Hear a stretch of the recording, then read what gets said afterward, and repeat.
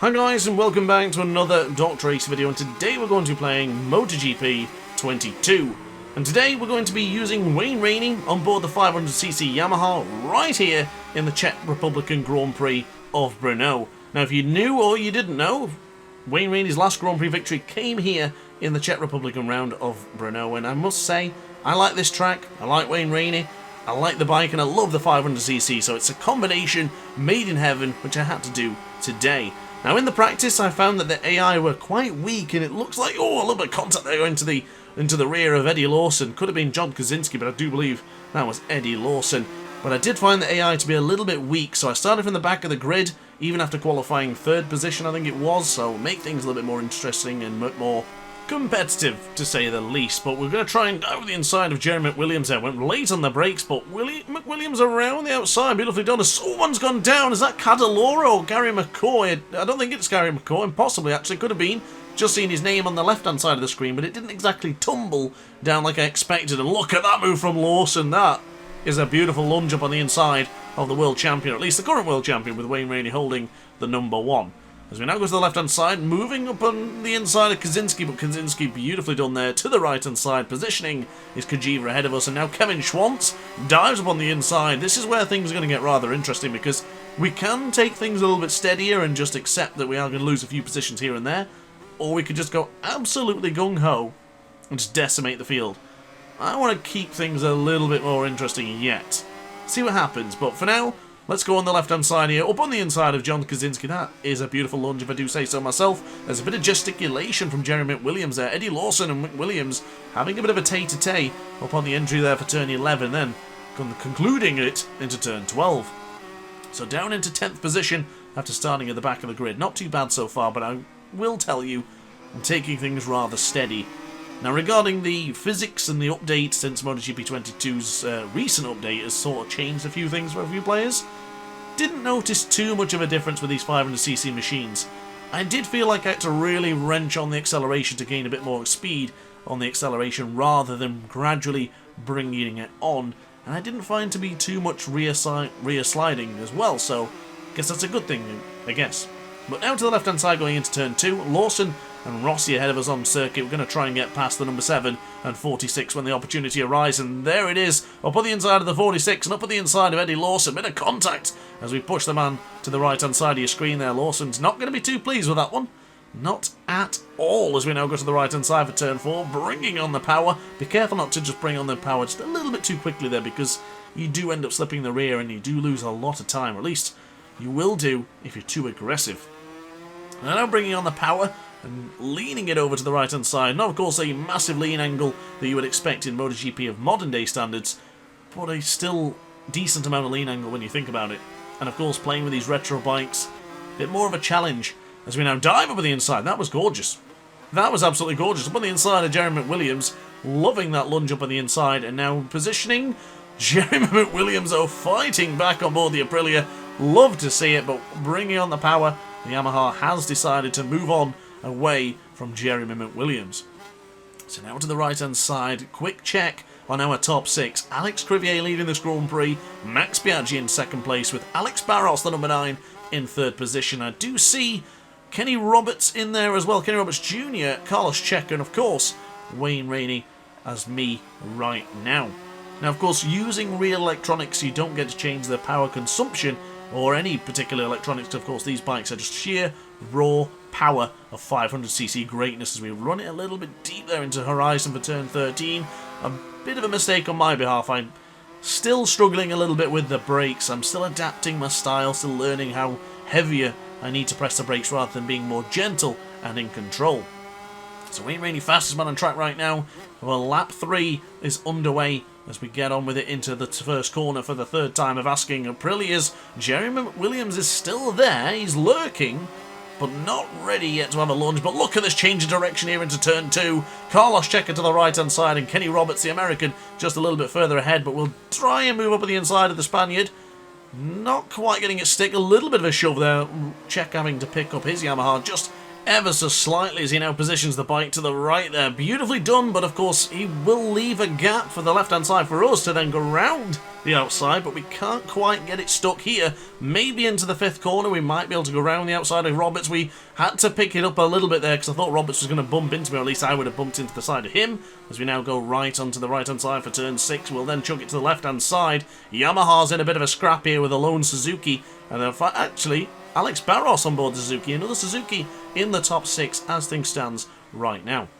So for the left for turn 8, Roberts in a good position, but I am expecting him to be holding me back ever so slightly. There's a small gap appearing between him and Alex Barros ahead. Max Biaggi is getting away ever so slightly. 1.3 seconds is the gap from Rainey to Biaggi as we now launch a bit up on the inside for the Kevin Schwantz corner for turn 10. Beautifully positioned on board the Yamaha. We're now launching it to the right-hand side for an attack up the hill and then up onto Horsepower Hill, of course, for the left-hander.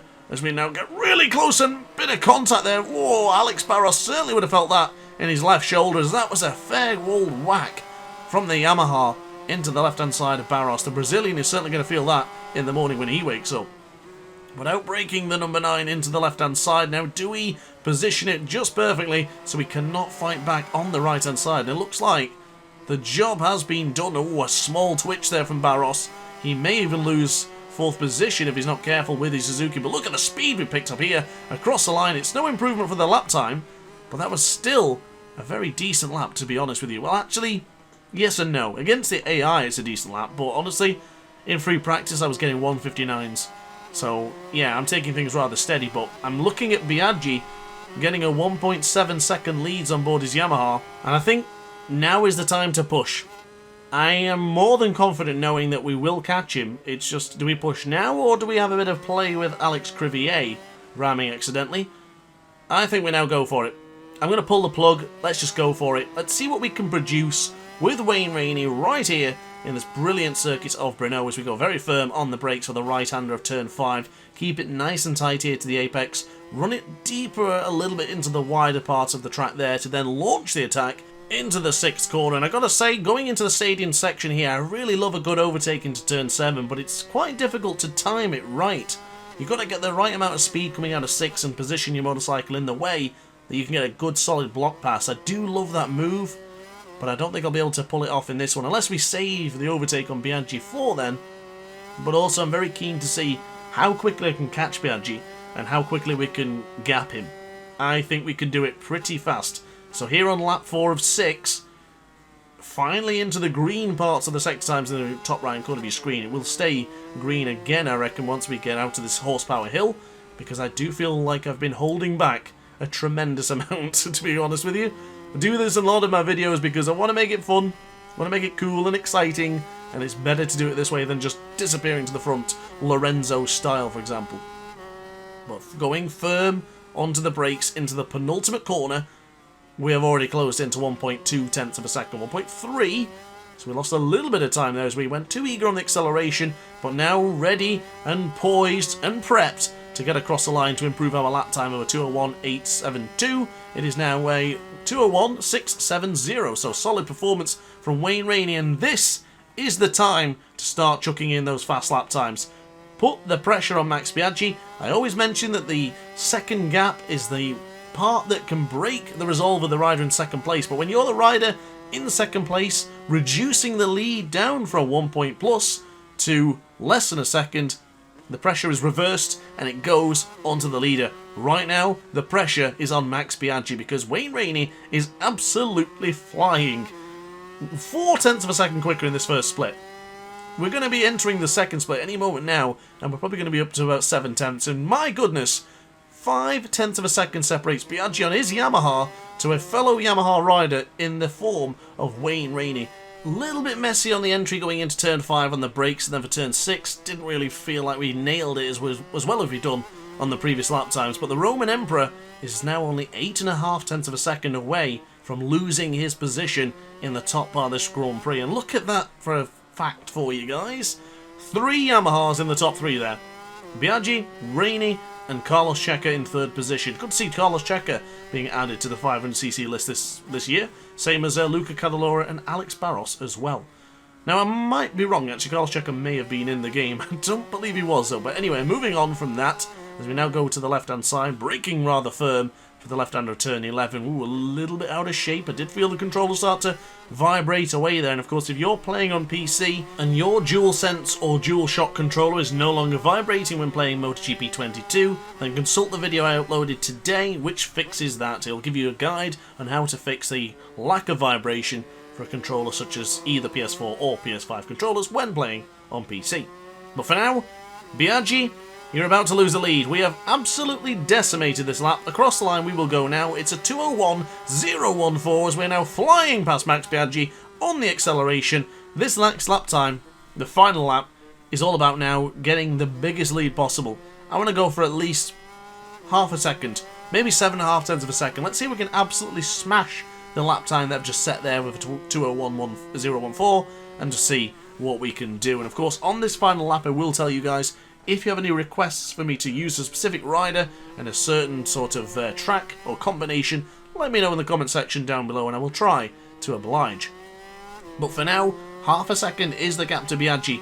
There's no chance of Carlos Checker dethroning Biaggi from second place, so I'm pretty certain that the two riders, the two Yamaha riders behind, will be finishing it up with a 3-man Yamaha squad on the podium. A podium lockout for the Iwata factory. Heard that before in MotoGP in real life, not that long ago, but not this year in MotoGP, not in 2022, certainly not. But to the action, once again, final lap, 7.5 tenths of a second, we're killing it. We're absolutely killing it. 3 tenths of a second split away from the previous lap time compared to where we were on the previous lap time. I gotta say, I told you I was taking it easy. I was taking it steady, taking it easy. Just trying to keep the AI in tabs, you know, within range of a chance of possible lunges here and there. But into turn 11 now, up into Horsepower Hill for the very final time of asking in today's video, as we now chuck it to the right hand side for turn 12. Be very careful not to touch too much of the rumble strip because you can crash there, so just be very careful. 2 corners remain in the Grand Prix of Brno. 2 corners are beckoning Wayne Rainey to come on through to win another Grand Prix, I guess you could say. Win a final Grand Prix, whatever it may be. He's winning here in Czech Republic and Grand Prix. So that is all that matters. Across the line we will go. We will improve the lap time and we will take the victory here today. Now I will be looking forward to doing more of these old retro races with retro riders very, very soon, so stay tuned for more. But thanks for watching, guys. As always, hit the like button, hit the subscribe button, and we'll see you in the next video. Ciao for now. Oh, hi. Didn't quite see you there. Good to see you're still here. If this video didn't quite sate your appetite, then why not watch some more DrAce content by clicking the video shown on screen now. Furthermore, if you would like to follow me on social media, you can do so now with the links down in the description. Consider subscribing so you don't miss a single DrAce video.